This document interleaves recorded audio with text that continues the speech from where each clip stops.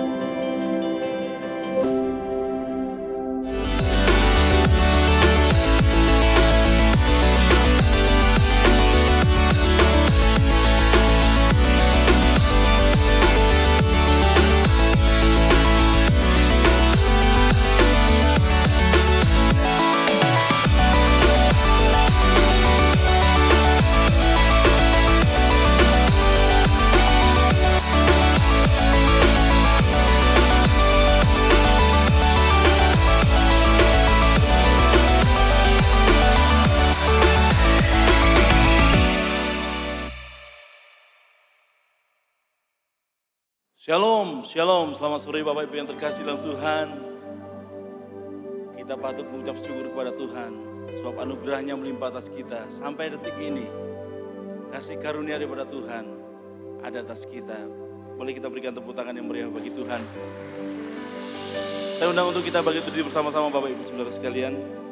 Kita akan membuka ibadah di sore hari ini dengan membaca ayat firman Tuhan dari Efesus 2. Ayat yang ke-10, kita baca bersama-sama, 3, 2, 1. Karena kita buatan Allah, diciptakan dalam Kristus Yesus untuk melakukan pekerjaan baik, yang dipersiapkan Allah sebelumnya. Ia mau supaya kita hidup di dalamnya. Berikan tepuk tangan yang meriah bagi Tuhan kita. Terpujilah Engkau Tuhan, yang segala rencanamu, ya dan amin bagi kami Tuhan. Terima kasih untuk anugerah-Mu, Kau layakkan kami Tuhan untuk datang ke hadirat-Mu, menghadap tata kasih karunia-Mu Tuhan.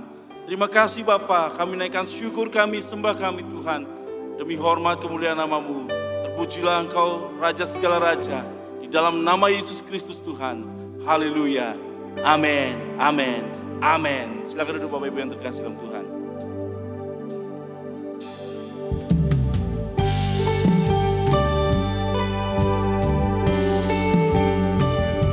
Setiap hati kami naikkan syukur di hadapan-Mu Tuhan. Berkaryalah dalam setiap hidup kami Yesus. Pujian yang terbaik bagi Engkau Tuhan.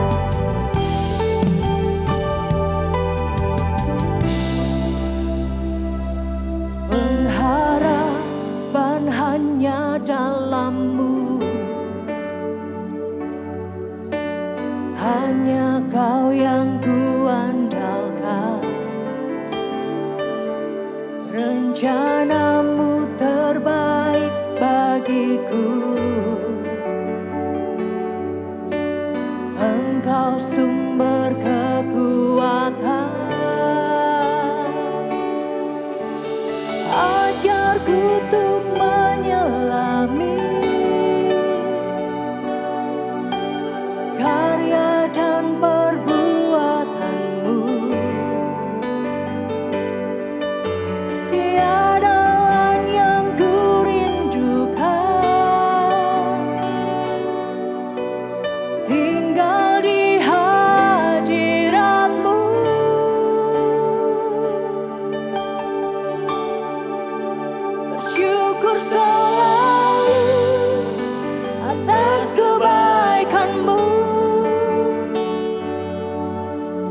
tiada berubah kasih-Mu dan anugerah-Mu berlimpah atasku. Tiada Allah seperti-Mu, Yesus.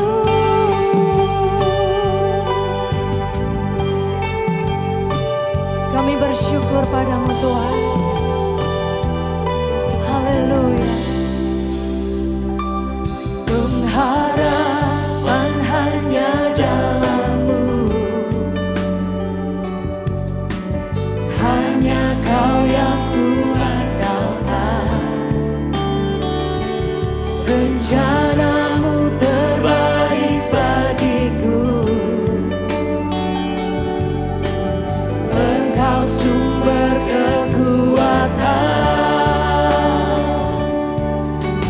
Ajarku untuk menyelami karya dan perbuatan-Mu. Tiada lain yang ku rindukan, tinggal di hadirat-Mu, bersyukur selalu atas kebaikan-Mu. Tiada berubah kasih-Mu dan anugerah-Mu, amin, berlimpah atasku. Tiada Allah seperti-Mu, bersyukur selalu atas kebaikan-Mu. Tiada berubah kasih-Mu dan anugerah-Mu berlimpah atasku. Tiada seperti-Mu Tuhan. Tiada Allah seperti-Mu, Yesus.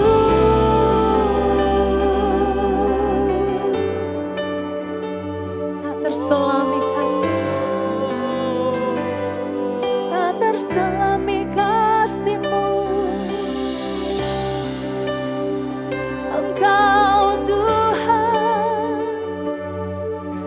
kasih-Mu melimpah di dalamku, Yesus.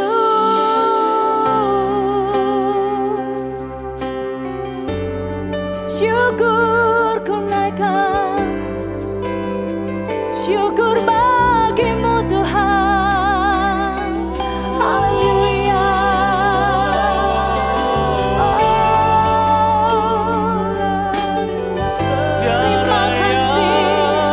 Terima kasih Yesus. Haleluya.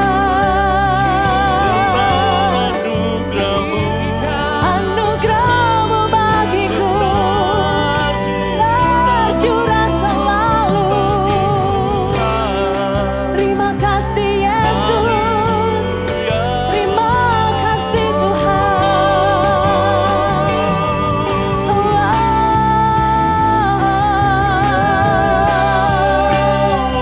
Sebab besar kasih-Mu dalam hidup kami Tuhan.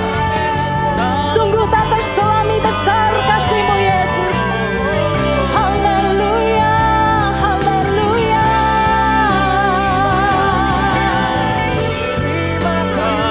Terima kasih Tuhan. Bersyukur padamu, bersyukur selalu atas kebaikan-Mu. Tiada pernah berubah. Tiada berubah Amin. dan anugerah-Mu Berlimpah bagi setiap kami. Oh, tiada Allah seperti-Mu, bersyukur selalu atas kebaikan-Mu. Tiada berubah kasih-Mu dan anugerah-Mu berlimpah atas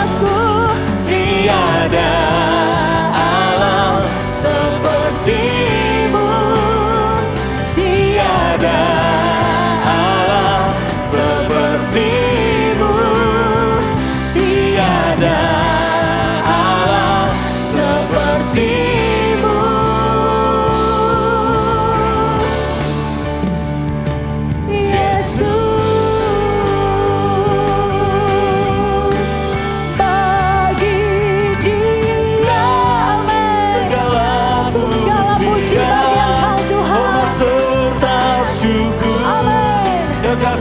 Selamanya bagi Dia segala pujian, hormat serta syukur selama-lamanya. We sing unto the Lord, Unto the Lord, all the praises I sing, all the glory I give, for as long as I live. Unto the Lord, all the praises I sing, all the glory I give, forevermore. yes, hallelujah. All the glory, Come on, sing. all the honor be unto the name of Jesus. All the glory, All the glory, all the honor be unto Kami tinggikan the nama-Mu. name of God. All the glory, yes, all the honor be unto the name of Jesus. All the glory, all the honor thank you, Jesus. be unto the name of God. Unto the Lord, all the praises I sing, all the glory All the I glory I give give, for you, for as Jesus. long as I live. Unto the Lord, all the praises I sing, all the glory I give,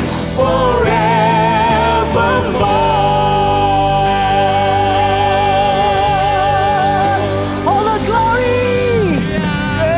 Oh, hallelujah for you, Jesus. Yes. Haleluya. Ya, hallelujah. Sebab Tuhan hadir di tempat ini, amin. Amin. Yang percaya lambaikan tangan kita. Segala pujian hanya bagi Yesus Kristus Tuhan. Bersukacitalah hai umatnya. Come on.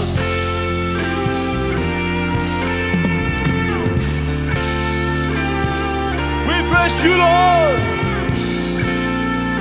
Woo. Come on.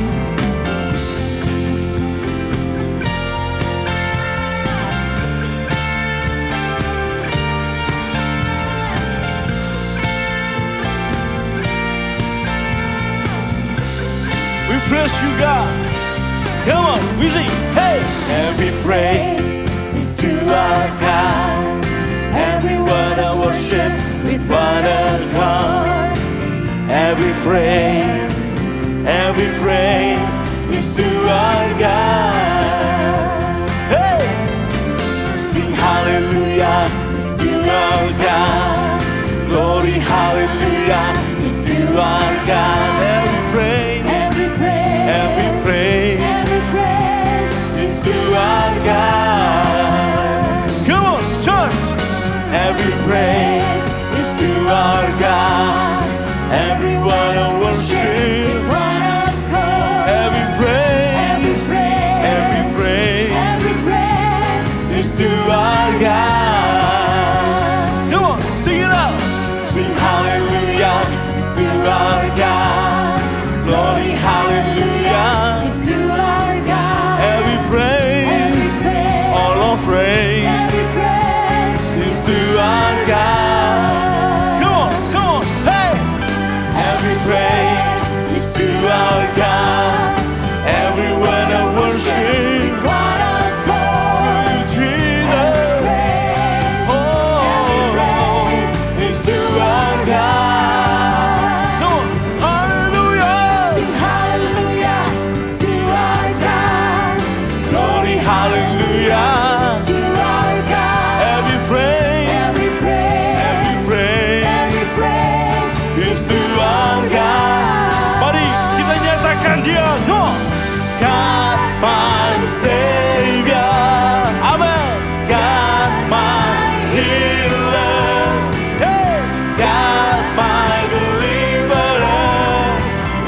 He is. Yes, He is. Yes, He Yes, He is. is. God, my Savior.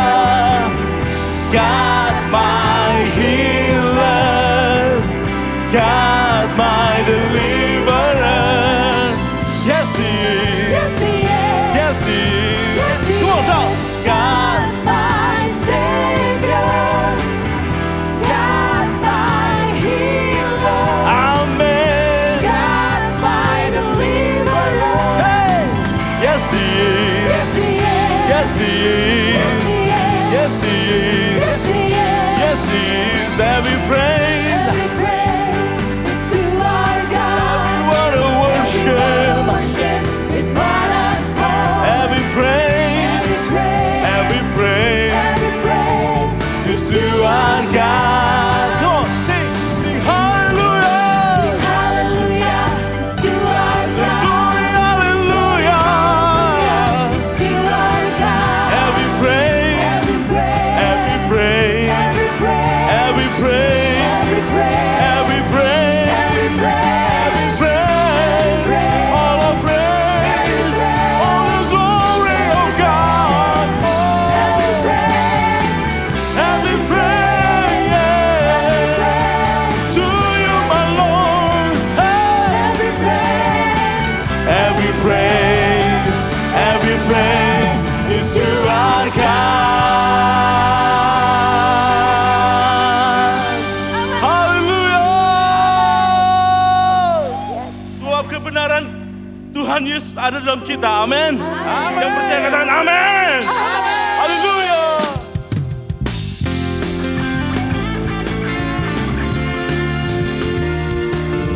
Terima kasih Tuhan.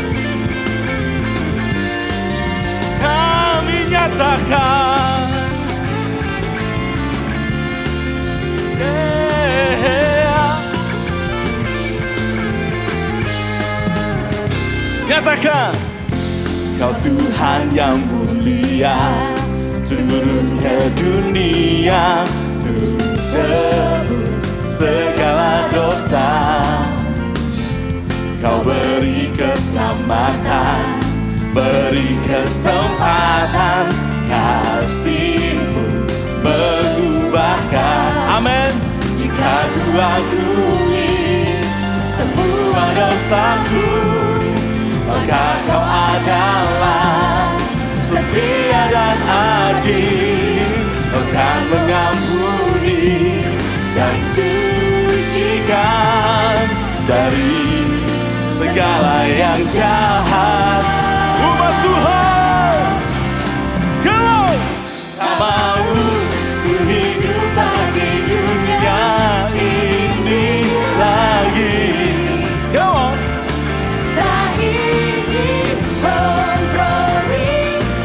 Tak ingin lakukan hal yang dapat dukakan hatimu. Tak mau Ku hidup di luar. tutup kata firman-Mu yang telah bebaskanku.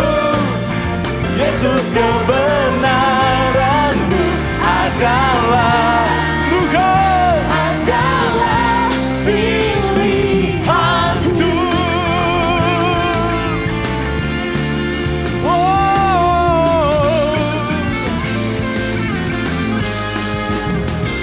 Show.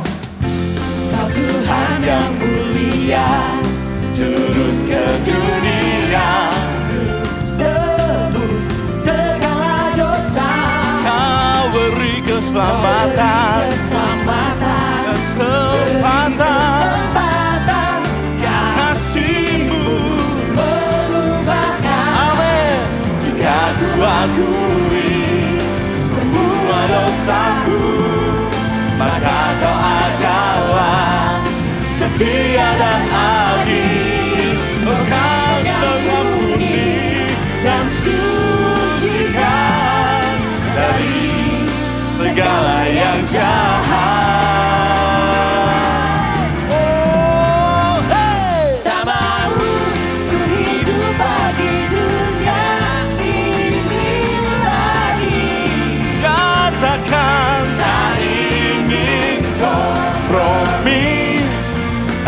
ingin lakukan hal yang dapat dukakan hatimu. Bersamamu hidup di luar tutur kata firman-Mu yang telah bebaskanku. Yesus, kebenaran-Mu adalah pilihanku. Yang dibebaskan, yang disucikan Tuhan. Nikmati musik ini. Segala bagimu Tuhan. Haleluya.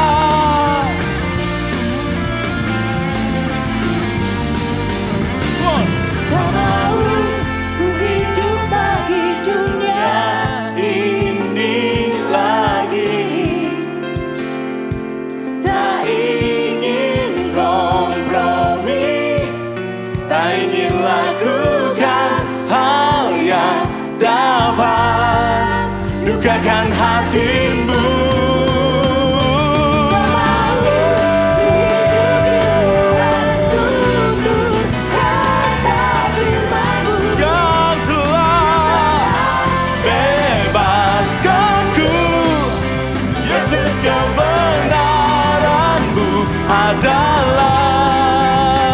Adalah pilihanku.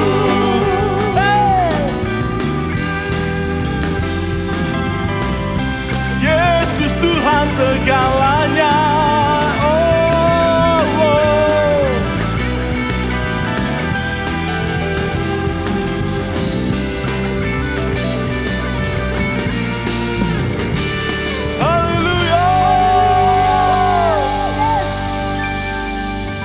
Terima kasih ya Tuhan. Terima kasih. Kami bersyukur Tuhan, Engkau di dalam kami. Yang mengubahkan, menyucikan seluruhnya Tuhan. Terima kasih. Terima kasih Tuhan.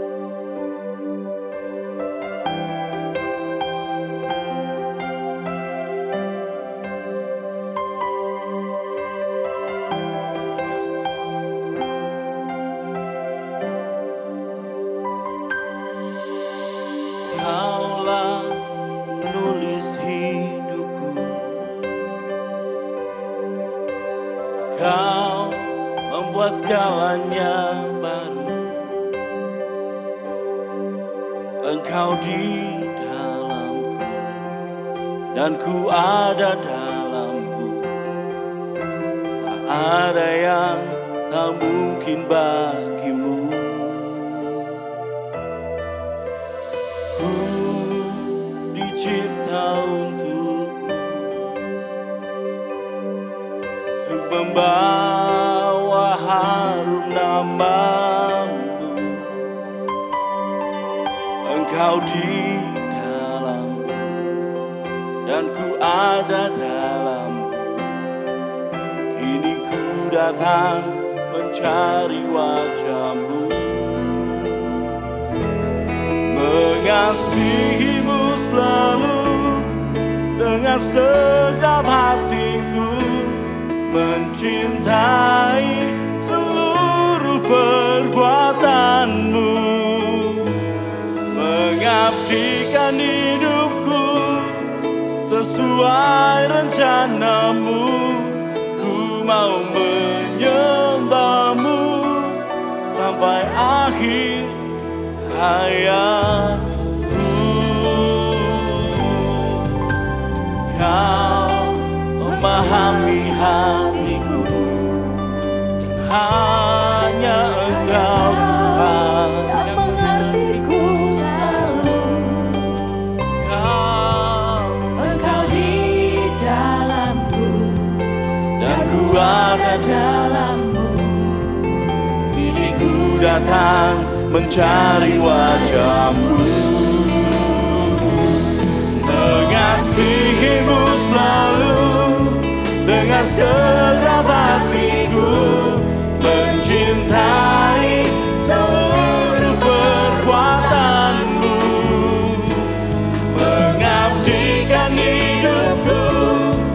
sesuai rencanamu. Ku mau menyembahmu sampai akhir hayatku. Mengasihimu selalu dengan segenap hatiku, mencintai seluruh perbuatanmu, mengabdikan hidupku sesuai rencanamu. Ku mau menyembahmu sampai akhir hayatku.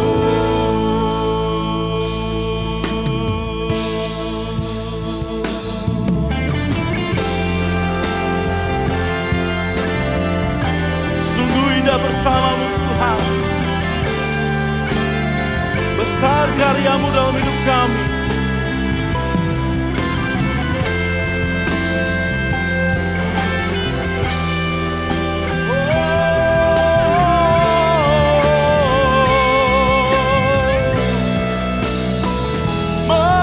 Mengasihimu selalu dengan segenap hatiku, mencintai seluruh perbuatanmu, mengabdikan hidupku sesuai rencanamu.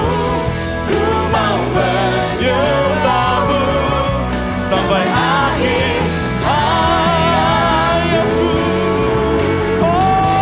Mengasihimu selalu dengan segenap hatiku, mencintai seluruh perbuatanmu, mengabdikan hidupku sesuai rencanamu. Ku mau menyembahmu sampai akhir hayatku. Kasihimu selalu dengan segenap hatiku.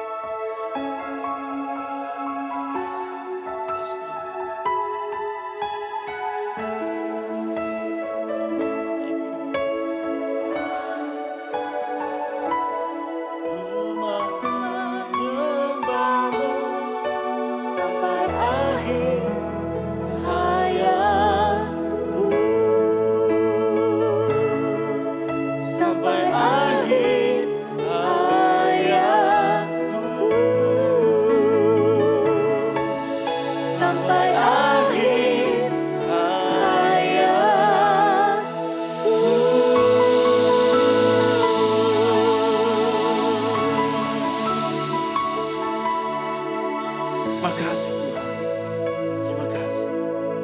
Pujilah namamu Tuhan, dalam nama Yesus. Amin, amin, amin. Silakan dulu Bapak Ibu yang terkasih dalam Tuhan.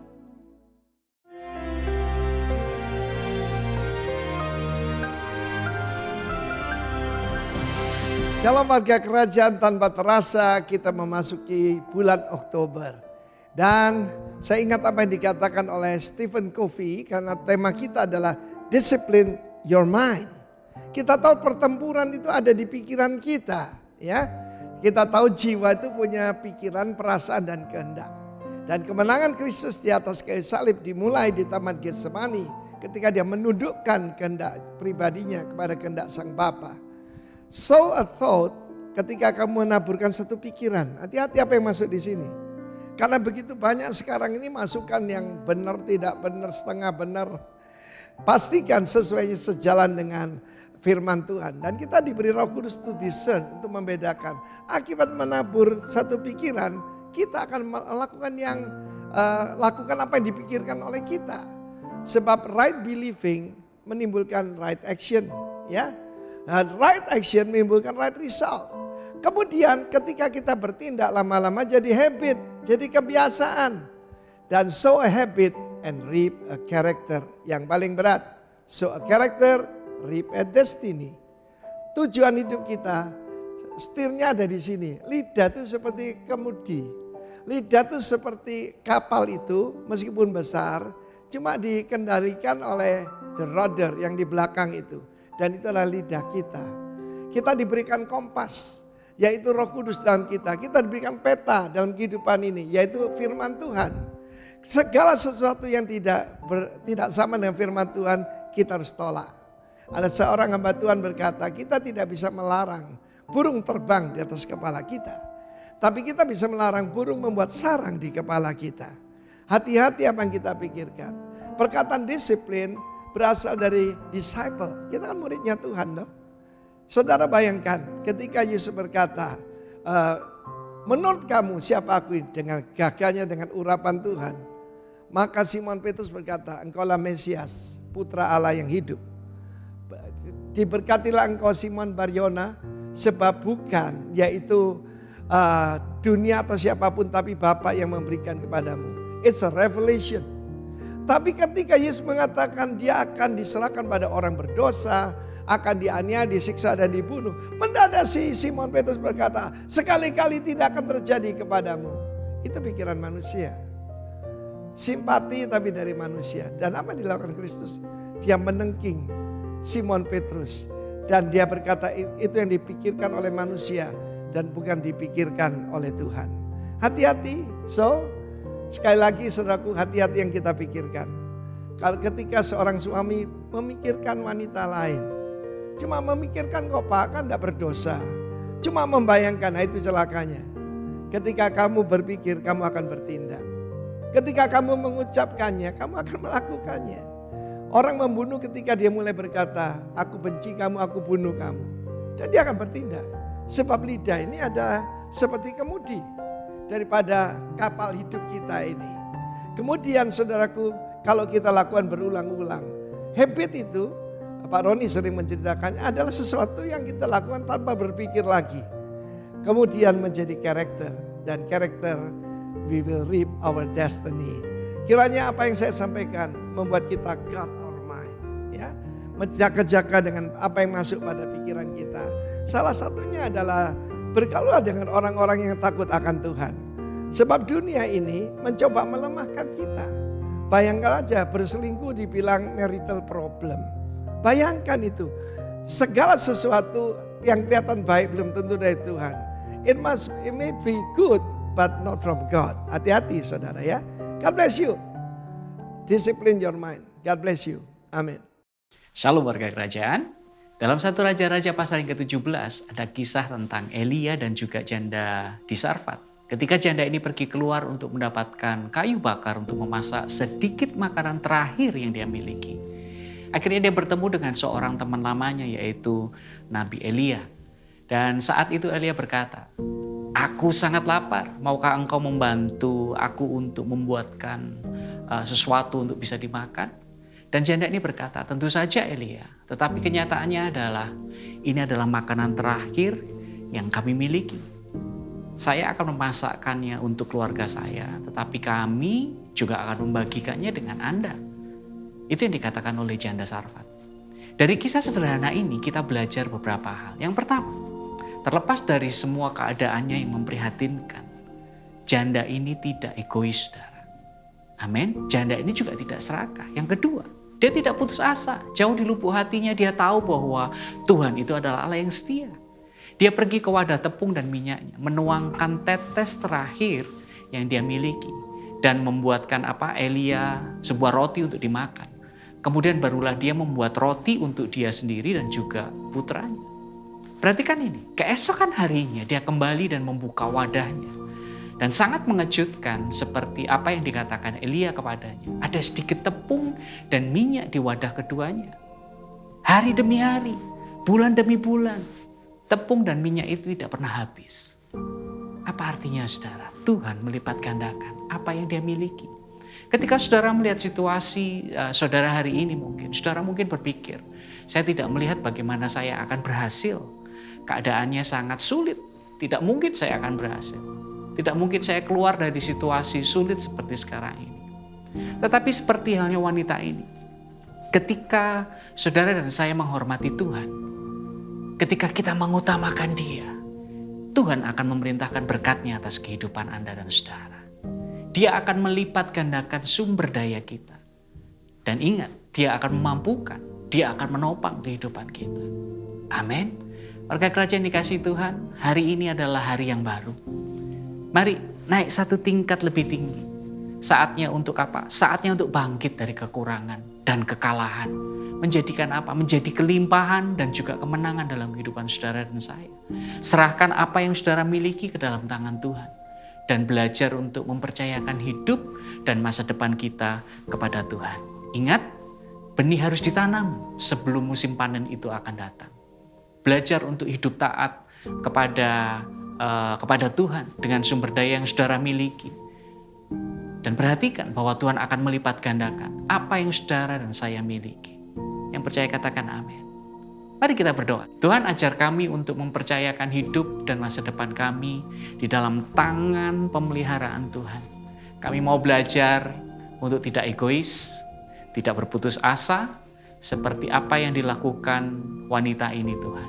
Ketika kami mengutamakan Engkau dalam kehidupan kami, Engkau akan memerintahkan berkat, bahkan melipat gandakannya.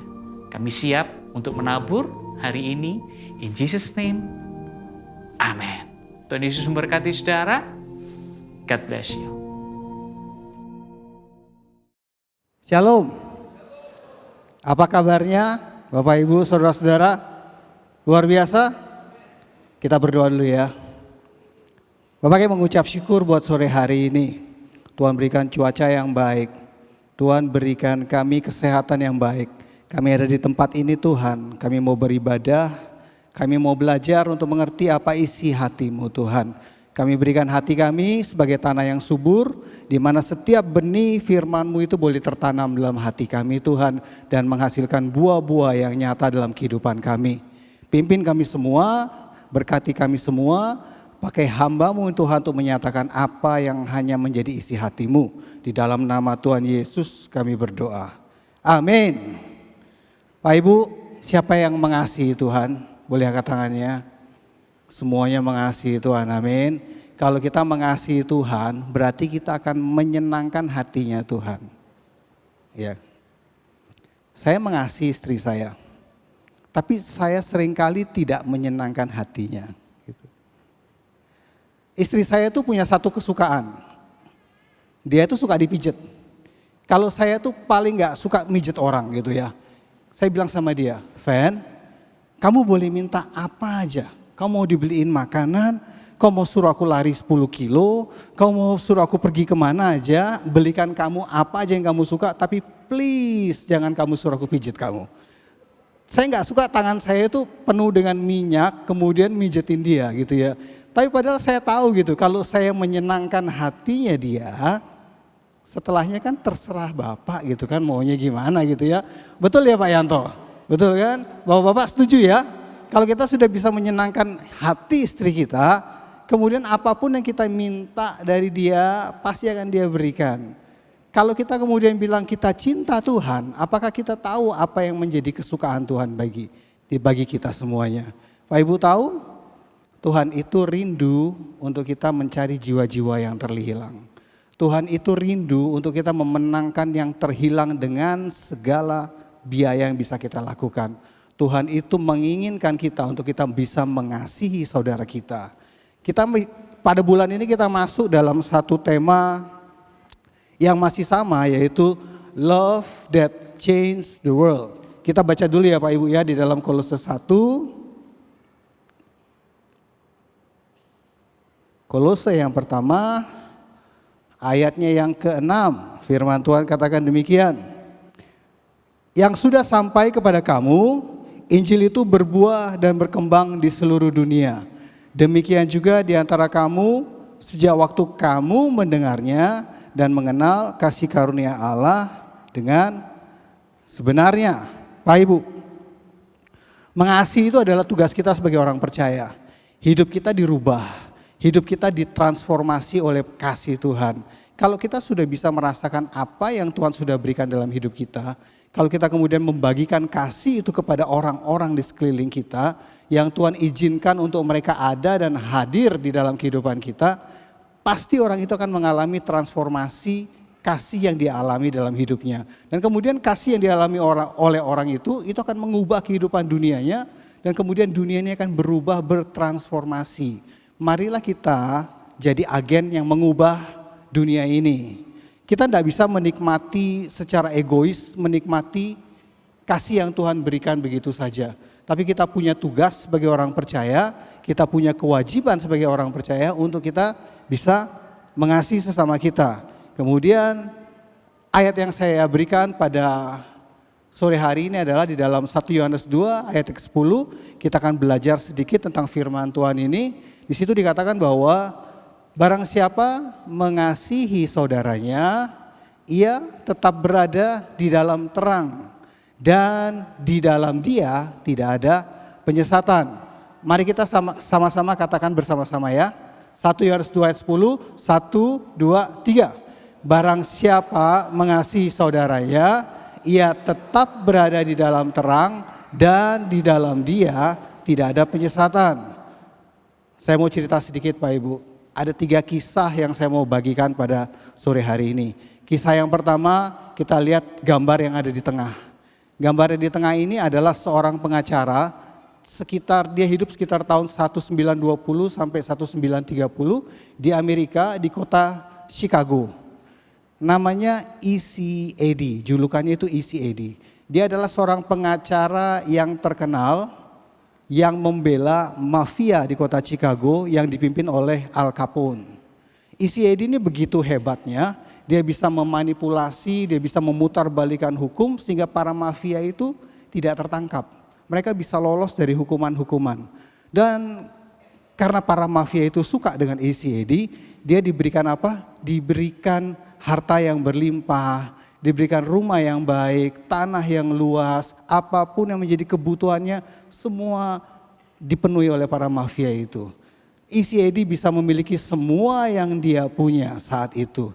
Dia memiliki seorang putra dan dia sayang sama putranya itu. Dia punya 1 orang anak dan dia cinta sama anaknya itu. Dia punya keinginan untuk bisa memberikan yang terbaik buat anaknya. Dia rindu, dia kasih pendidikan yang terbaik, fasilitas yang terbaik, perlindungan yang terbaik. Semuanya yang bisa dia berikan terbaik papanya mau berikan buat anaknya ini. Tapi ada satu yang dia tidak bisa berikan buat anaknya, yaitu apa? Nama baiknya. Anak ini akan suatu saat bertumbuh besar dan kemudian dia akan mengenal bahwa papanya adalah pengacara daripada para mafia yang kejam dan jahat ini. Kemudian karena begitu besar cintanya dia untuk anaknya ini, kemudian apa yang dia lakukan?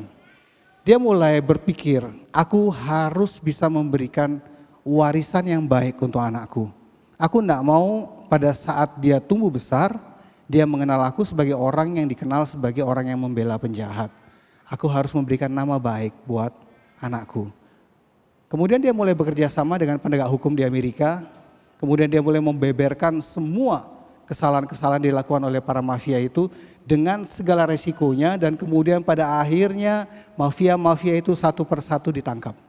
Dan dia tahu resiko yang harus dihadapi. Suatu saat dalam perjalanan dia pulang, pada saat dia nyetir, kemudian ditembak dan matilah dia. Demi cintanya untuk anaknya, dia rela mengorbankan nyawanya. Kisah yang nomor 2, itu seorang pilot pesawat Perang Dunia Kedua pada saat Amerika berperang dengan Jepang. Namanya adalah Butch O'Hare. Dia adalah seorang pilot pesawat tempur daripada Angkatan Laut Amerika Serikat. Dia punya pangkalan kapal laut namanya USS Lexington gitu ya.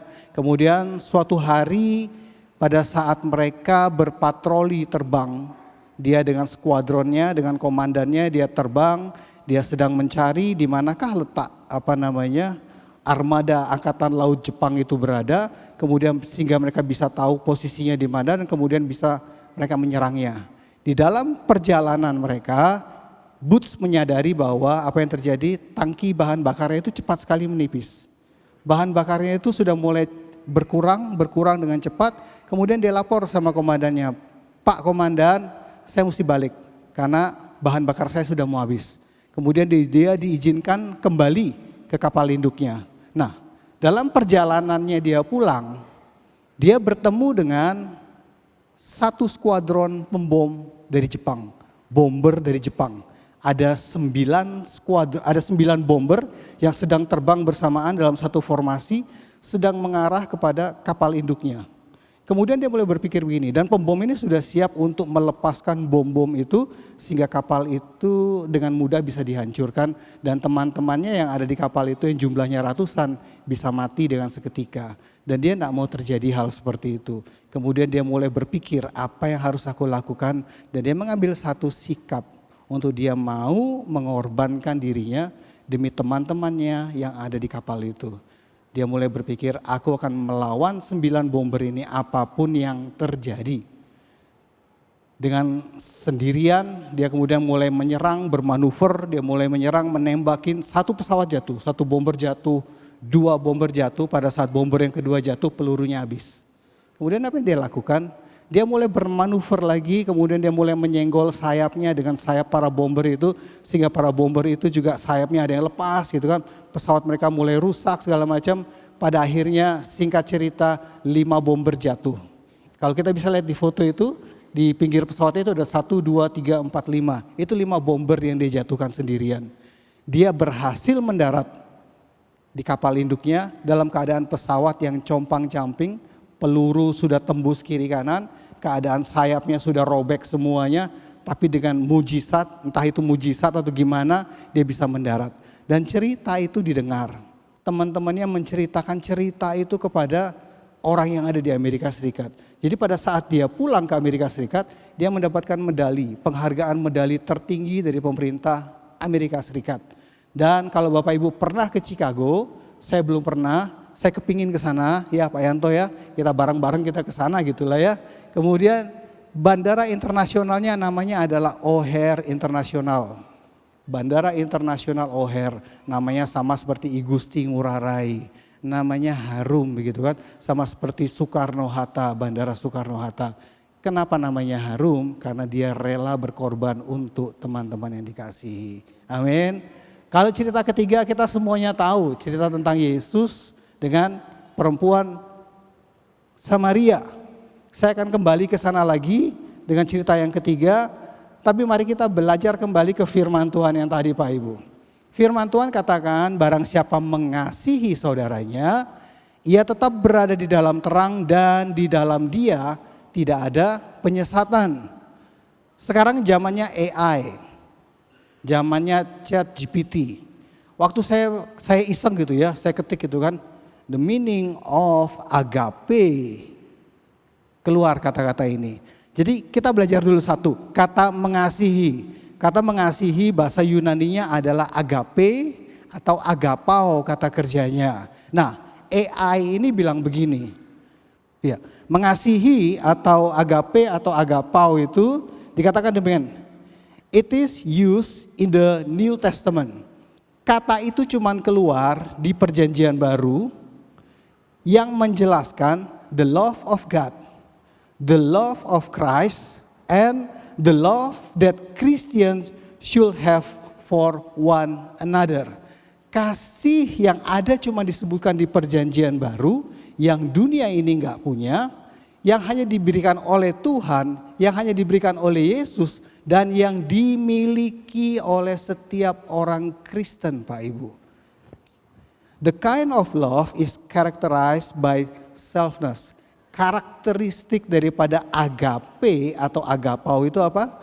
Tidak mementingkan diri sendiri, kemudian sacrifice, rela berkorban, mau berkorban, and a desire for the well-being for others.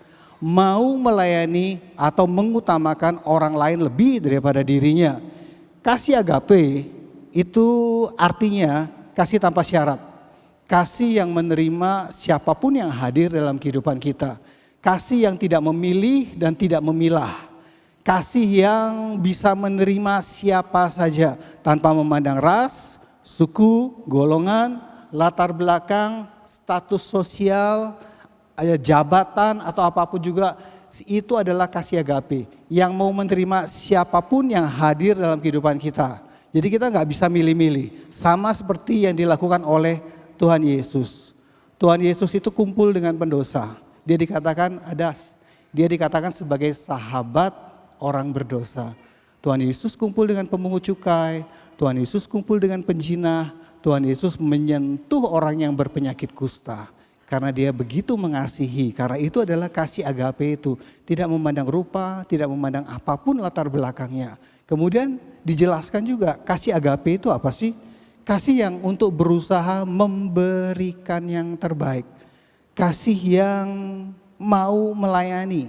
Kasih yang mau repot mengutamakan kepentingan orang lain. Pokoknya kita berusaha beri yang terbaik. Kalau kita jamu orang ke rumah, kalau kita buka rumahnya kita untuk kita undang orang masuk ke rumah kita, tentu kita berusaha untuk memberikan yang terbaik yang kita punya, bukan? Kita kan nggak mungkin ngundang orang kemudian kita memberikan sesuatu yang seadanya. Kita mau repot layani mereka, kita buatkan minumannya, kita siapkan makanannya, kemudian kita siapkan segala sesuatunya sehingga orang itu merasa nyaman diterima. Kemudian kasih agape yang ketiga artinya adalah mengasihi sekalipun harus bayar dengan harga yang mahal. Kalau kita bayar mahal untuk orang yang kita kenal, untuk orang yang kita sayang, itu masih biasa. Tapi kalau kita berani bayar mahal, kita berikan yang terbaik untuk orang-orang yang kita belum kenal, tapi yang Tuhan perintahkan untuk kita kasihi orang tersebut, kita perlu bayar mahal, Pak Ibu. Itu yang contohnya Tuhan Yesus sudah berikan di dalam kehidupan kita.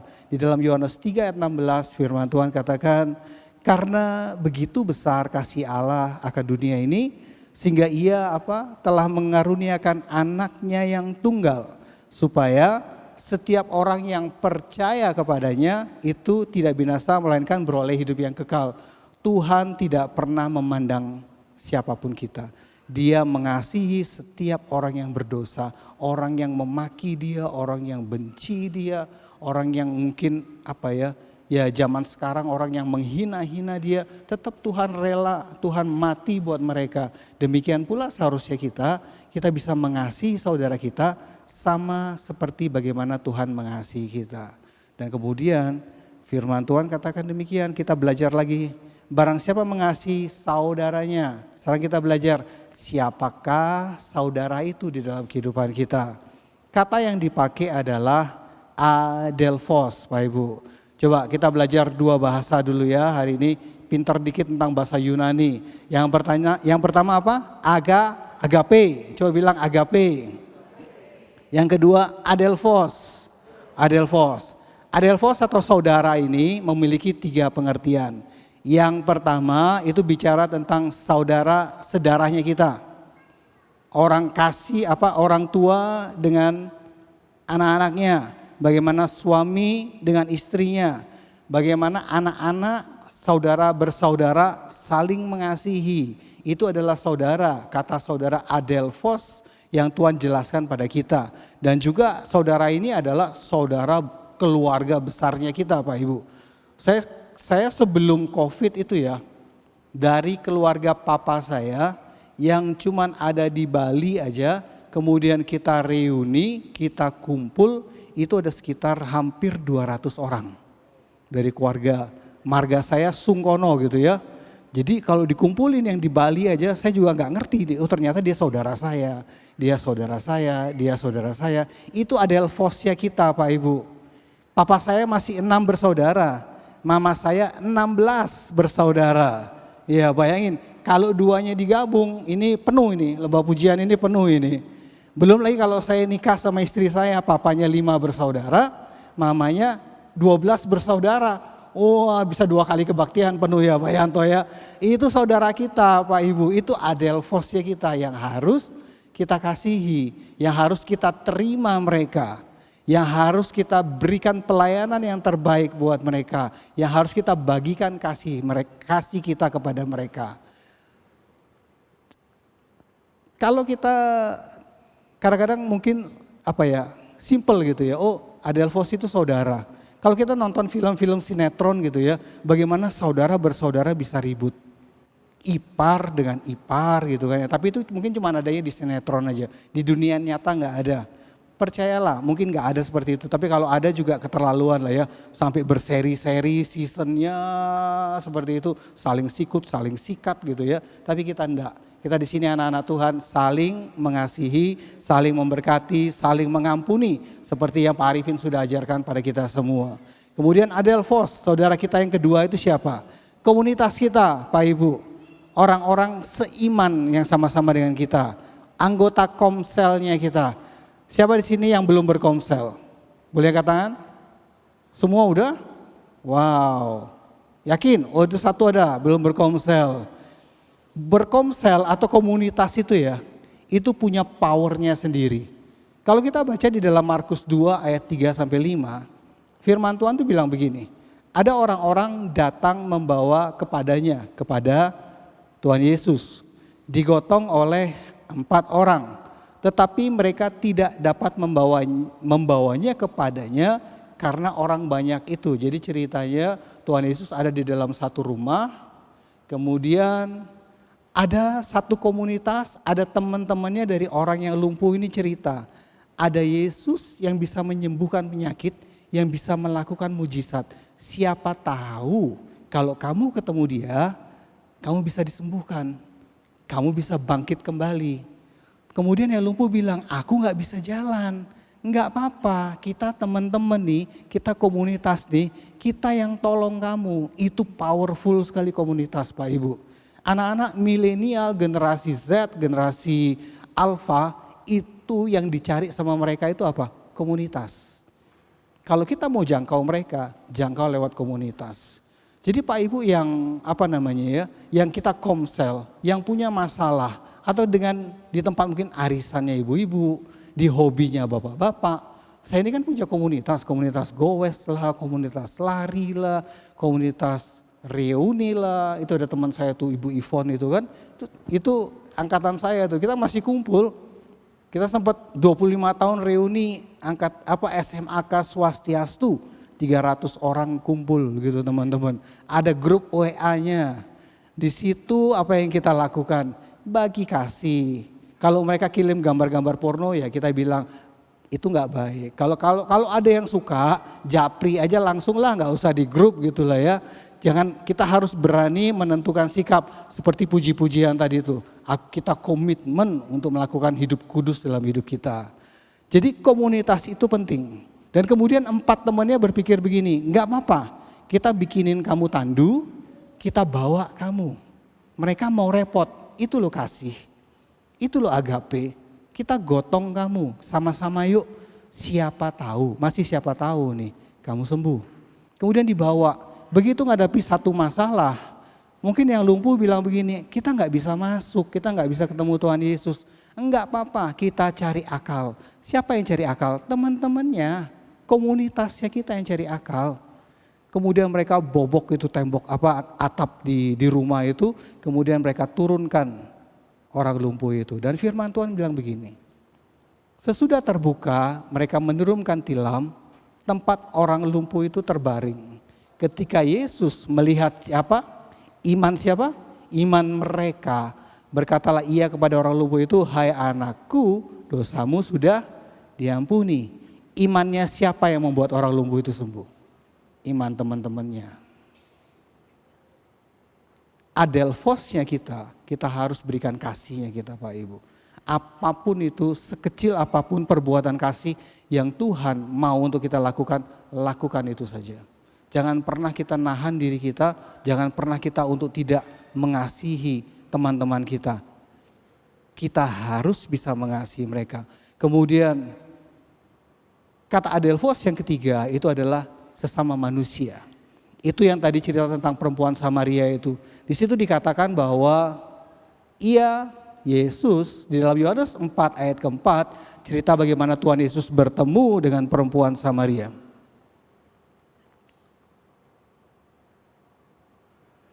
Dikatakan ia harus melintasi daerah Samaria. Yohanes 4 ayat 4. Kata sesama bahasa Yunaninya adalah plesion. Siapapun, suku bangsa manapun, agama apapun, tinggal bersama kita atau enggak, tetangganya kita, tetangga tokonya kita, gitu kan ya, karyawannya kita, bosnya kita, mereka itu adalah sesama manusia yang Tuhan minta untuk kita membagikan kasih itu, Pak Ibu. Yesus harus melintasi daerah Samaria, Yohanes 4 ayat 4. Ayat ini mungkin itu jadi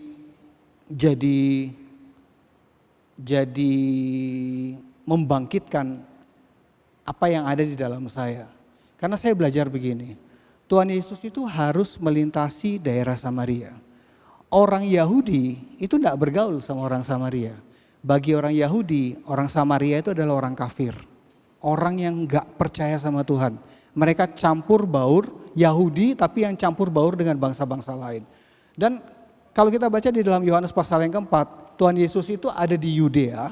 Kemudian dia harus turun ke Galilea. Kalau orang Yahudi normalnya dari Yudea, dia ke pinggir dulu ke Sungai Yordan, baru dia turun ke Galilea. Tapi ini enggak normal. Apa yang dilakukan Tuhan hari itu enggak normal. Di sana dikatakan ia harus melintasi Samaria. Jadi dari Yudea, Samaria, baru ke Galilea. Kata harus itu bahasa Inggrisnya must need. Nah, kata must need itu artinya ada dua. Yang pertama, sesuatu yang harus dikerjakan oleh karena ada kewajibannya untuk dikerjakan. Itu harus dikerjakan karena memang kita terikat untuk melakukannya. Pertanyaannya, apa yang mengikat Tuhan Yesus untuk dia harus lewat daerah Samaria? Tuhan Yesus setelah selesai bertemu dengan perempuan itu di dalam Yohanes pasal 4 ayat ke-34 dia berkata begini, makananku ialah melakukan kehendak Bapakku dan menyelesaikan pekerjaannya. Jadi pada saat dia berkata, ya harus, pada saat firman Tuhan berkata, Yesus harus melintasi daerah Samaria, yang Yesus lakukan adalah dia melakukan kehendak Bapanya. Dan dia dengan taat melakukannya. Dan kata harus yang kedua itu punya arti adalah ada kebutuhan yang memang perlu dijawab atau diselesaikan dengan segera. Kenapa kamu harus ke dokter? Ya karena kita sakit gitu kan ya. Iya kan? Kita memang sakit gitu. Jadi memang ada kebutuhan yang memang harus dijawab dengan segera. Dan perempuan Samaria itu punya kebutuhan. Setiap dari kita punya kebutuhan. Amin. Orang-orang yang ada di sekitar kita itu punya kebutuhan. Dan tugas kita adalah menjawab kebutuhan mereka. Karena apa? Karena kita cinta Tuhan yang tadi sudah katakan. Dan karena kita cinta Tuhan kita melakukan pekerjaannya. Apa itu? Untuk mengasihi mereka. Pergi dan mengasihi mereka. Amin. Kenapa kita harus mengasihi saudara kita? Kenapa kita harus mengasihi adelphos kita? Yang pertama tadi bicara tentang saudara sedarah kita, bicara tentang saudara seiman kita dan sesama manusia kita, sesama kita, Pak Ibu. Karena apa? Karena kita punya identitas sebagai orang percaya. Identitas kita sebagai orang percaya adalah kita ini adalah garam dunia. Ya, firman Tuhan katakan kamu adalah garam dunia.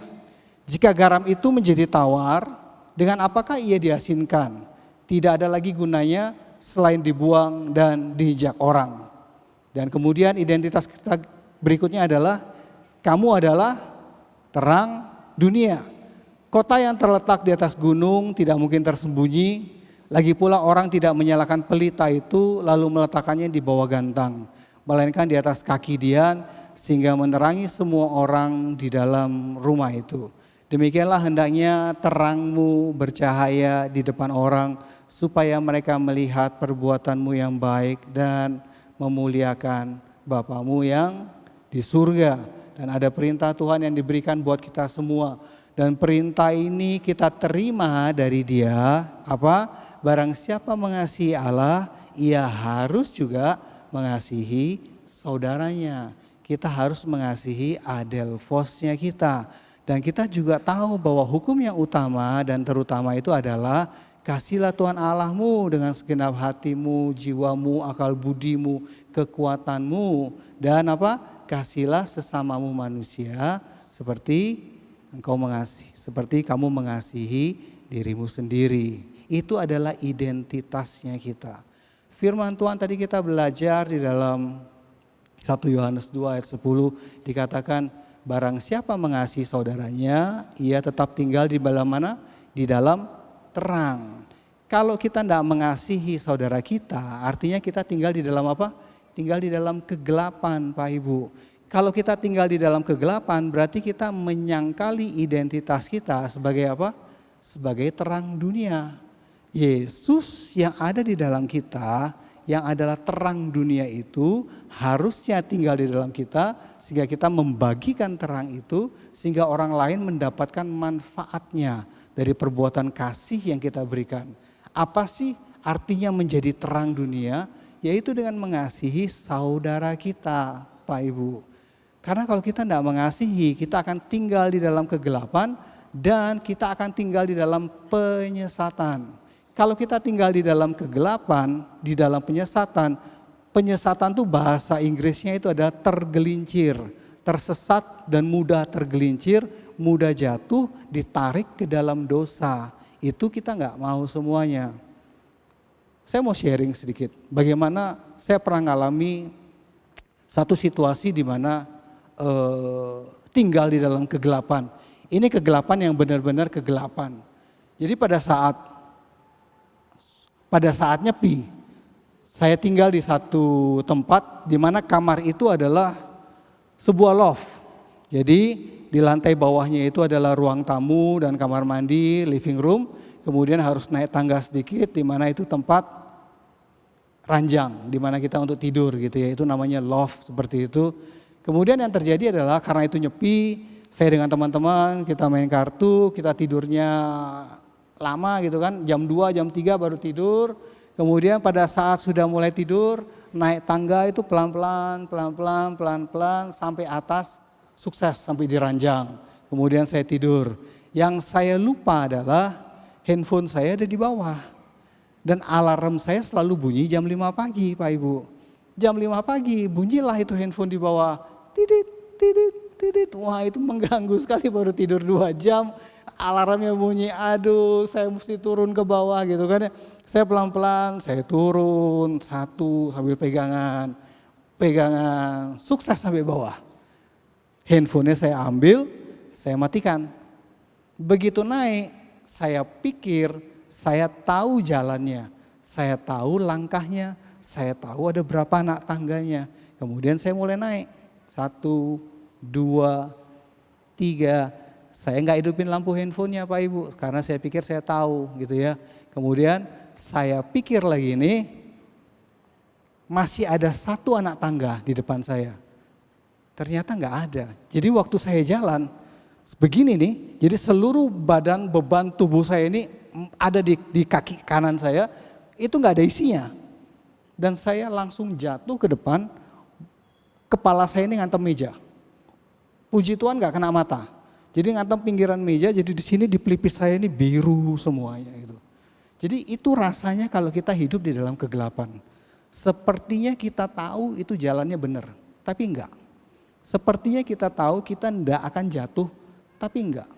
Itu kalau kita hidup di dalam kegelapan. Siapa yang pernah nyetir naik mobil tanpa lampu? Pernah Ibu ya? Saya pernah. Karena apa? Aki saya mati. Saya dari Gilimanuk harus ke Denpasar sama istri saya waktu itu. Kita berdua pulang dari Surabaya. Sudah jam 6 malam di Gilimanuk.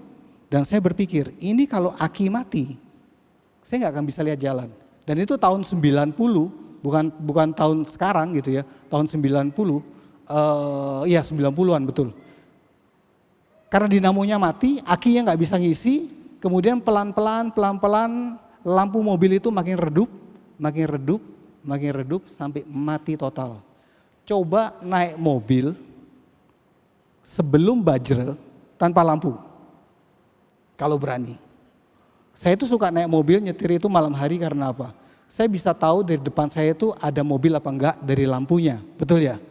Saya berani nyalip mobil di depan karena saya tahu di depan saya nggak ada mobilnya. Saya berani salip gitu kan. Bayangin kalau ada mobil tanpa lampu di depan saya dan saya pikir nggak ada mobil, kita tabrakan. Dan sebelum Bajre itu kan naik, turun, belok kiri, belok kanan, naik lagi, udah naik terus belokan seperti itu kan bahaya ya. Dan apa yang saya lakukan? Saya berhenti sebentar, setiap ada sepeda motor yang lewat saya ikutin. Dan sepeda motor itu marah saya ikutin. Dan dia berhenti, dia masuk ke rumahnya kembali, maksudnya udah masuk rumahnya. Dan saya tinggal dalam kegelapan. Pelan-pelan saya jalan dari belakang udah mau disikat sama truk lah.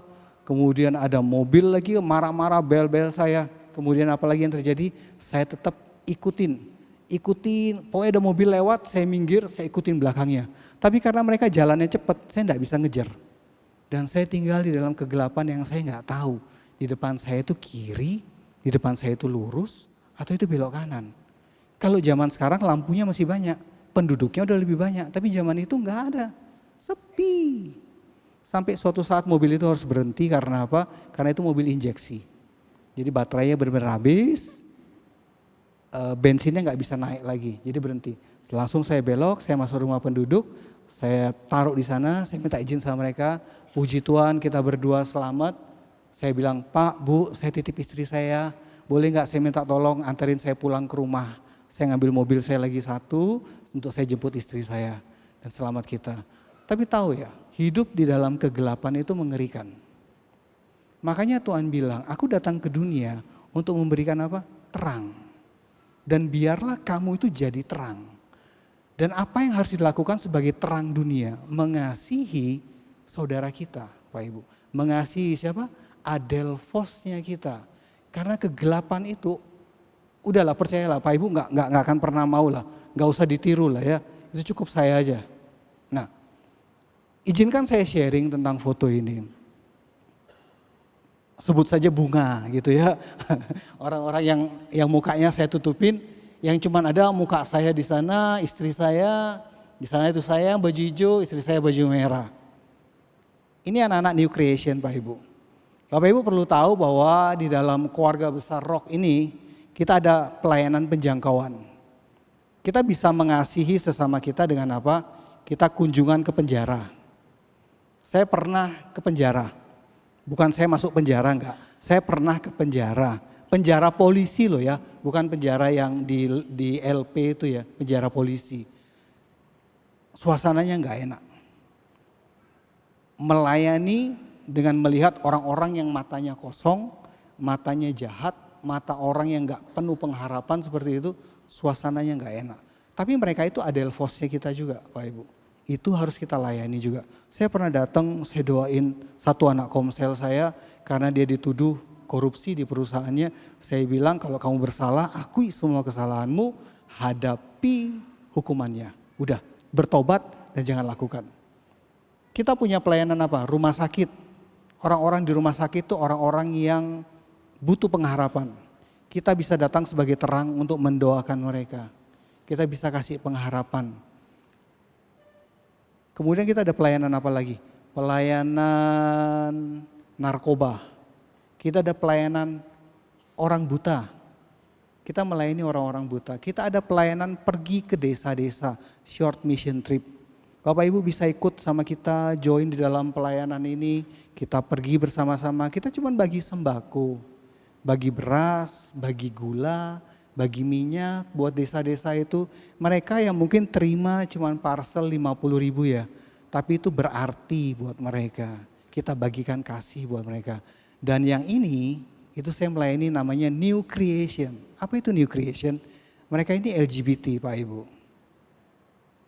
Saya ini tahu panggilan saya sebagai seorang gembala. Saya melayani sebagai seorang gembala atau GKM itu sudah mulai sejak saya kuliah. Bersama-sama dengan calon istri saya yang kemudian jadi istri saya sekarang. Saya melayani dalam pelayanan saya, melayani keluarga-keluarga, mulai dari keluarga muda, kemudian anak-anak kita remaja, anak-anak kita sekarang udah ada pada kerja semuanya. Dan di dalam komsel yang saya pegang, sekarang ini ada komsel yang anak-anak mudanya yang baru punya baby kan. Ada yang seumuran dengan saya gitu kan. By the way saya umur 50 Pak Ibu. Kemudian ada juga satu komsel yang itu made in Jerman. Apa itu? Isinya tuh 60-70 tahun. Kalau ke komsel tuh naik sepeda motor. Nggak pakai jaket, bayangin. Saya bilang, Pak, Ci, saya ini loh. Pakai jaket kemana-mana takut masuk angin. Nggak pakai jaket, bayangin goncengan gitu ya. Tapi mereka semangat cari Tuhan. Problemnya mereka aneh-aneh saya layani. Tapi yang paling berwarna itu saya ngelayani anak-anak New Creation ini. Pelayanan ini dimulai kurang lebih sekitar 5 tahun, 6 tahun. Dimulai dengan 1-2 orang yang mau menerima Tuhan Yesus, mau menyerahkan dirinya, mau bertobat dan mau berubah. Dari mereka, kemudian bukan saya yang pergi Pak Ibu. Saya cuma ada di satu tempat, kemudian saya mengundang mereka, saya memberitakan kebenaran di dalam kasih. Tetap kebenaran saya sampaikan, lesbian, gay, transseksual itu dosa. Saya tidak kompromi, saya tidak pernah kompromi. Kalau kalian sedang ada dalam posisi seperti itu, saya mengasihi kamu. Ada kebenaran firman Tuhan mengatakan bahwa kamu bisa diubahkan. Bahwa kamu dikasihi sama Tuhan. Dan kamu bisa diubahkan. Dan beberapa dari mereka mau. Beberapa masih tetap keras kepala. Saya enggak mengungkapkan berhasil semuanya, enggak. Tapi beberapa dari mereka bisa. Dan mereka berkomitmen. Ada satu anak yang saya layani. Kalau misalnya anak itu ada di samping saya saat ini ya. Pak Ibu enggak akan percaya kalau dia itu laki-laki. Dia enggak punya jakun. Memang dia operasi payudara. Tapi secara gesturnya dia, mimiknya dia, rambutnya itu perempuan semuanya. Saya sering ketemu, saya sering fellowship dengan dia. Karena apa? Kita bekerja sama untuk menjangkau jiwa-jiwa. Dan kalau saya duduk sama dia, istri saya pasti menemani ya. Dan tim saya pasti menemani. Orang selalu berpikir dia itu perempuan. Padahal dia laki-laki. Tapi dia punya komitmen satu, dia bilang begini. Aku memang punya kelemahan tubuh. Jiwaku memang seperti ini, tapi aku komitmen, aku tidak melakukan dosa. Anak satu ini, dia yang bawa orang-orang itu datang ke pelayanan kita. Supir Grab, anak-anak kafe, seksi dancer, iya kan? Pak Yanto mau ikut pelayanan? Seksi dancer gitu kan? Saya pernah diajak ke kos-kosannya gitu kan, pelayanan di sana, dikumpulin tuh wanita-wanita itu kan, saya beritakan kasih Tuhan, kamu bisa dirubahkan begitu kan. Dia yang bawa, banyak jiwa yang dia bawa, 1, 2, 3, 4, bisa jadi sebanyak ini. Ini kita jalan-jalan ke Bedugul, kita jalan-jalan ke mana? Taman Safari. Saya pernah khotbah loh di Taman Safari, jelek-jelek begini, khotbah di Taman Safari. Di belakangnya itu yang kandang yang atraksi singa kalau enggak salah itu. Saya khotbah di situ sama mereka ini. Yang datang itu yang dibawa sama mereka. Orang-orang pelakor itu yang diajak gitu kan ya. Saya khotbah sama mereka bahwa hidup ini sementara. Kalian punya kesempatan berubah. Kalau kalian enggak berubah, kalian akan mati. Mati di dalam apa? Di luar Tuhan begitu kan. Tapi Tuhan punya. Berikan kesempatan untuk kalian berubah. 3 dari antara mereka sudah meninggal, tapi di dalam Tuhan. Karena apa? Karena AIDS, HIV AIDS, Pak Ibu. Saya layani mereka. Mereka dirubahkan. Ada yang nggak mau datang gitu kan, tapi begitu sekali datang, mereka bilang, aku ketemu Yesus di sini. Aku dapat kasih yang aku nggak bisa temukan di tempat lain. Berubah. Sekali waktu anak ini bawa satu orang temennya, orang salon, seorang gay gitu ya. Dia datang, bukan orang Kristen, cukup intelektual. Diajak ke tempat kita di dalam satu persekutuan. Saya masih ingat saya khotbah apa hari itu untuk dia. Saya cuma bilang begini, kita ini manusia ya, kita ini membangun tembok-tembok di hadapan kita. Tembok itu yang menutupi kita untuk kita bisa melihat kasih Tuhan. Tembok itu yang menutupi kita untuk kita tidak bisa melihat apa yang Tuhan sudah sediakan buat kita. Jadi yang aku lakukan buat kamu adalah aku hancurkan tembok itu buat kamu, sehingga kamu bisa melihat, oh ini loh yang Tuhan sudah sediakan buat aku. 2 kali aja dia datang, anak ini 2 kali aja datang, kemudian dia pamitan sama saya bilang, Ko aku gak datang lagi ya, sorry kita beda. Aku gak datang, terima kasih untuk semua firman, berkat yang sudah diberikan kepada aku.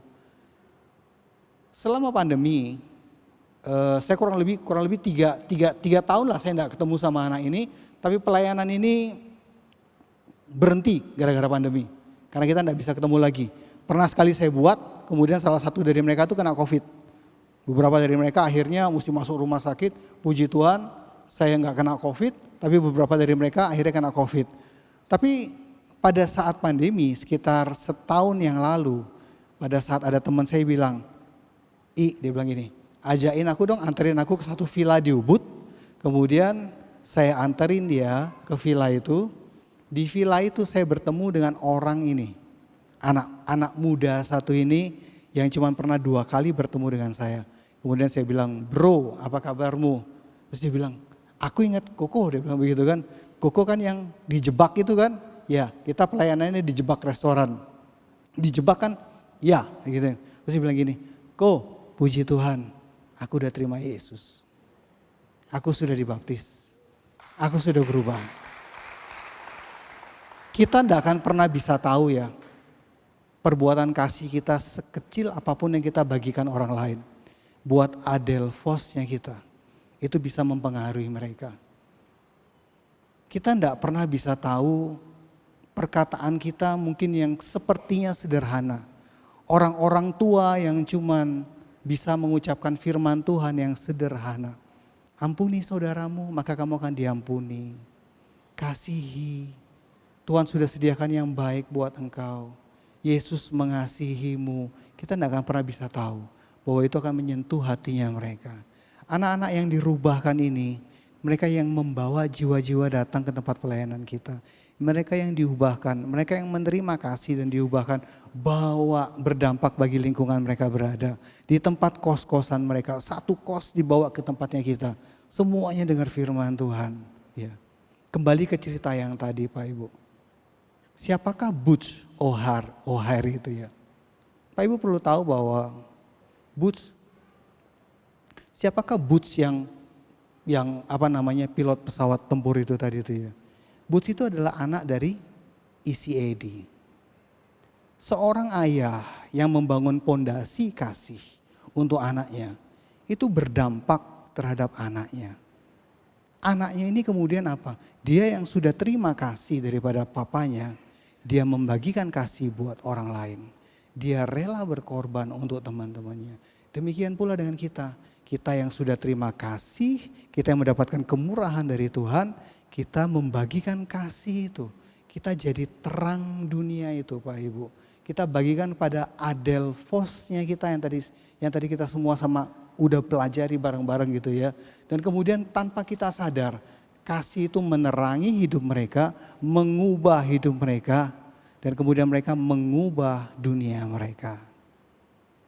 Saya bersyukur bahwa Tuhan bawa saya ke dalam pelayanan penjangkauan. Itu di luar zona nyamannya saya. Karena saya tahu panggilan saya sebagai seorang gembala. Tapi begitu Tuhan bilang, kamu keluar, pergi. Aku utus kamu pergi, kamu layani anak-anak ini. Saya tidak ngerti tentang LGBT, saya tidak ngerti tentang dunia mereka. Tapi saya belajar, berapa seminar saya ikut, ikut pendidikan-pendidikan, belajar mengerti kebenaran firman Tuhan tentang LGBT. Bagaimana saya juga dipercaya pada akhirnya untuk menyampaikan tentang kebenaran firman mengenai LGBT. Itu saya pelajari di luar zona nyaman saya. Tapi di situ saya belajar bahwa begini, karena itu adalah harus, dei bahasa Yunaninya tadi. Karena itu adalah kehendak Tuhan. karena saya dikasihi oleh Tuhan dan saya dimampukan untuk mengasihi Tuhan. Maka dengan demikian saya juga harus mengasihi sesama saya, adelphosnya saya. Demikian pula dengan Bapak dan Ibu yang ada malam hari ini. Kita dikasihi Tuhan bukan tanpa sebab. Kita dipilih oleh Tuhan bukan tanpa tujuan. Untuk kita pergi, bagikan kasih itu buat adelphosnya kita. Karena sekecil apapun kasih yang kita berikan Pak Ibu, itu bisa mengubah mereka dan orang itu akan mengubah dunianya dan seluruh dunia bertransformasi. Oleh karena apa? Kasih yang kita berikan pada mereka. Amin. Yang terakhir, sudah selesai, saya cuma 1 menit aja. Dan perintah ini kita terima dari Dia. Barang siapa mengasihi Allah, ia harus juga mengasihi saudaranya. Kenapa? 1, karena itu kehendak Tuhan. Kedua, value-nya kita light. Kita ini terang kan? Kita bilang, kita punya sebagai Rock Family, value-nya kita adalah light. Dan biarlah light itu, terang itu nyala dalam kehidupan kita. Light itu apa? L yang pertama, love. I-nya integrity. G-nya apa? Grace. Udah bukan generous, tapi grace. Hanya humility, Pak Ibu. T-nya truth. Tetap sampaikan firman Tuhan dalam kebenaran. Kita enggak kompromi. Dan yang terakhir, light yang kita sampaikan kepada dunia ini, itu bisa mengubah dunia ini. Amin. Tuhan Yesus memberkati. Mari kita berdoa sebelum kita perjamuan kudus. Bapaknya bersyukur untuk firman-Mu pada sore hari ini Tuhan. Kami belajar untuk mengerti apa itu mengasihi dan kepada siapa kami harus mengasihi. Dan kami belajar tahu juga untuk mengasihi saudara kami itu adalah kehendak-Mu. Karena Engkau tinggal di dalam kami Tuhan, terang-Mu ada di dalam kami dan biarlah kami menjadi terang bagi dunia kami terhadap adelphos kami Tuhan. Dan kemudian Bapa, kami percaya sekecil apapun perbuatan kasih yang kami berikan buat saudara-saudara kami itu bisa mengubah mereka dan mereka bisa mengubah dunia mereka. Sehingga nama-Mu dipermuliakan, nama-Mu tersebar sampai ke seluruh ujung bumi. Terima kasih Bapa, dan kami sebagai anak-anak-Mu kami siap untuk mengasihi saudara kami. Di dalam nama Tuhan Yesus kami berdoa. Amin. Terima kasih Pak Ibu. Baik Bapak Ibu, terima kasih buat pelayan hambanya Pak Ilan Sukono yang sudah menyampaikan firman Tuhan dengan jelas. Siapa yang diberkati oleh Tuhan. Amin. Saya ingat tadi pada waktu saya pulang dari Ubud. Secara audible saya mendengar suara Tuhan begini. Alex, apa yang kamu persembahkan? Saya hanya punya hidup Tuhan. Saya dari 2005 di sini sampai sekarang. Saudara, sudah berapa lama kita mengiring Tuhan? Saya percaya bahwa Tuhan pasti akan bertanya, hidup untuk apa? Tadi sudah jelas buat saudara dan saya bahwa firman yang menguraikan, mengingatkan kita kembali, hidup kita harus berdampak. Amin. Mari kita siapkan diri masuk masuk dalam perjamuan kudus. Adakah di antara Bapak Ibu yang belum mendapatkan roti seperti di tangan saya? Nanti sahabat Aser akan membantu.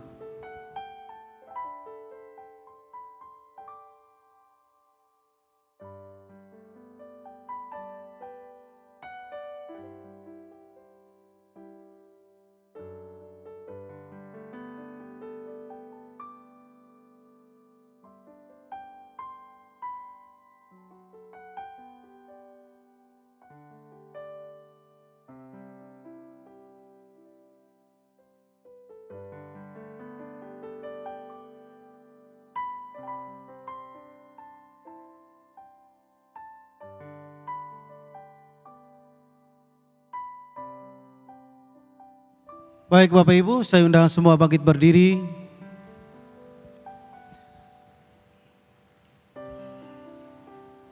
Mari kita berdoa. Tuhan, betapa malangnya hidup kami di hadapan Engkau. Tetapi karena kebaikan kasih Tuhan merangkul kami apapun kondisi hidupan kami. Hari ini kami hidup di hadapan Tuhan, di bawah terang yang ajaib. Engkau menguduskan kami dengan firman-Mu Tuhan, menyucikan kami dengan firman, supaya kami terima hidup yang kekal, yang dimana Engkau menyerahkan anak-Mu Yesus Kristus Tuhan satu-satunya. Engkau korbankan bagi kami semua. Dengarkan firman Tuhan Bapak Ibu. Lalu ia mengambil roti, mengucap syukur, memecah-mecahkannya, berkata, ia memberikan kepada mereka, katanya, inilah tubuhku yang diserahkan bagi kamu, perbuatlah ini menjadi peringatan akan aku. Percayakah roti yang kita angkat ini Bapak Ibu warga kerajaan Allah merupakan persekutuan kita dengan tubuh Kristus? Mari kita makan dengan iman percaya.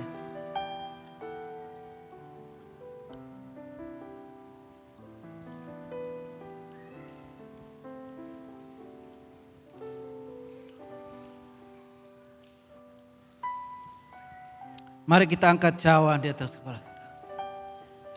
Firman Tuhan jelas di dalam perjanjian lama bahwa darah hewan tidak pernah setara dengan hewan darah manusia. Itulah karenanya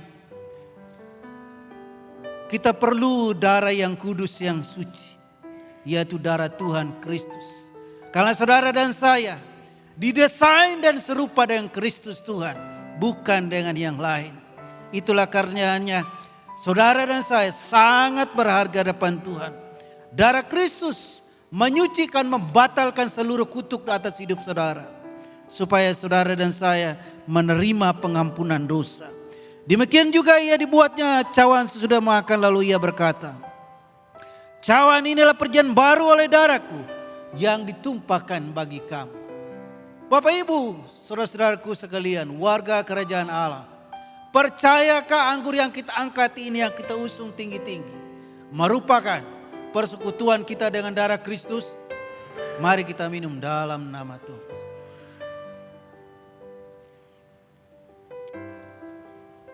Mari kita bersyukur kepada Tuhan. Terima kasih Tuhan buat kebaikan-Mu yang mulia, melampaui segala pelanggaran-pelanggaran dalam hidupan kami. Dan biarlah firman-Mu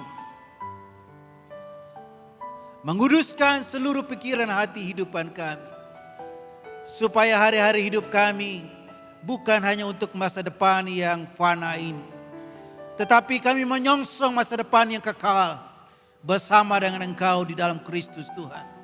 Terima kasih Tuhan, kami sudah masuk dalam persekutuan dengan Engkau di dalam tubuh dan darah Kristus, sebagai peringatan akan perbuatan Allah yang besar dalam hidupan kami, yang tiada ada bandingnya Tuhan. Kami menghormati, kami menyembah, kami mengagungkan Engkau Tuhan sepanjang hidupan kami.